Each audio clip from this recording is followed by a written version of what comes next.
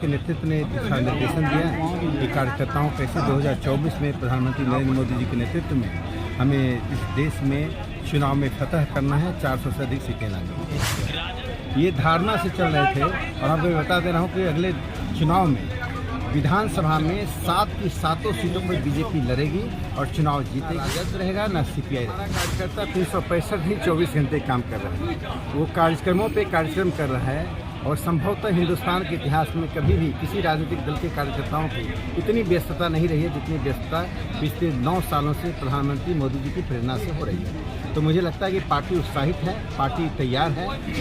जब भी चुनाव लोकसभा विधानसभा का होगा, बेगूसराय सहित बिहार की सभी सीटों पर भारतीय जनता पार्टी जीतेगी। ये तो जिले की बैठक थी जिसमें कार्य समिति मंडल के अध्यक्ष एवं वरिष्ठ कार्यकर्ताओं को बुलाया गया था सीमित संख्या में, और जिसमें प्रदेश से कई महत्वपूर्ण नेता आए थे, जिनमें राजेंद्र सिंह जी प्रदेश के उपाध्यक्ष हैं, ललन मंडल जी हैं जो महामंत्री हैं, और ऐसे और इसमें विचार विमर्श हुआ संगठनात्मक कार्य क्या हो रहा है, और प्रदेश के नेतृत्व ने दिशा निर्देशन दिया कि कार्यकर्ताओं कैसे 2024 में प्रधानमंत्री नरेंद्र मोदी जी के नेतृत्व में हमें इस देश में चुनाव में फतह करना है, 400 से अधिक सीटें लानी। राजद के गढ़ में पहली बार इस तरीके की बैठक का कोई प्रयोजन? देखिए, अब गढ़ उनका कहीं नहीं रह गया है। ये धारणा से चल रहे थे और अब मैं बता दे रहा हूँ कि अगले चुनाव में विधानसभा में 7 की 7 सीटों पर बीजेपी लड़ेगी और चुनाव जीतेगी।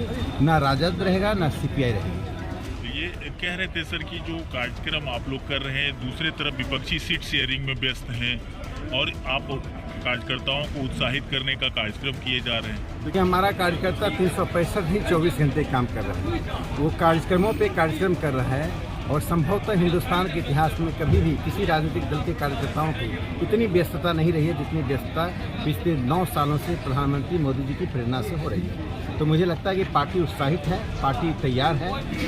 जब भी चुनाव लोकसभा विधानसभा का होगा, बेगूसराय सहित बिहार की सभी सीटों पर भारतीय जनता पार्टी जीतेगी। अगली बार विधानसभा में भारतीय जनता पार्टी बहुमत लेकर आएगी, सर्वसमावेशी बहुमत होगा और हम अपनी सरकार बनाएंगे। एक सर सवाल अलग से होगा, क्योंकि लखमीनिया से जो मकसूदनपुर बहादुर नगर की तरफ जो पथ जाती है, उस पथ की हालत बेहद जर्जर है और खास करके प्रसव पीड़ा से जो जूझते हुए लोग आते हैं उधर से, उनका रास्ते में ही प्रॉब्लम।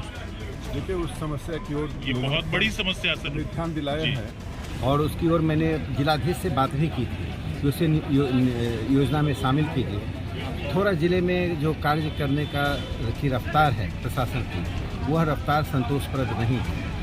जिला के प्रशासन को अधिक चुस्ती के साथ जन समस्याओं से जूझना चाहिए। इसके पहले कि ज्ञापन आए, कार्यारंभ हो जाए। नरेंद्र मोदी जी आज घर घर में जन जन में बैठे हुए हैं और हृदय में बैठे हैं, और मोदी मंत्र से ही हम 2024 चुनाव जीतेंगे।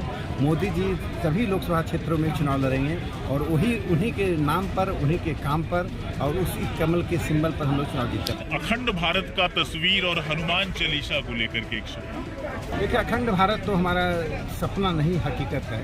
भारत एक न एक दिन अखंड भारत बनेगा और हनुमान चालीसा यह कोई सिर्फ धर्म और अध्यात्म से ही जुड़ा हुआ नहीं है, ये हमारे जीवन मूल्यों और जीवन पद्धति से जुड़ा हुआ है, इसलिए उसे हमने डाला।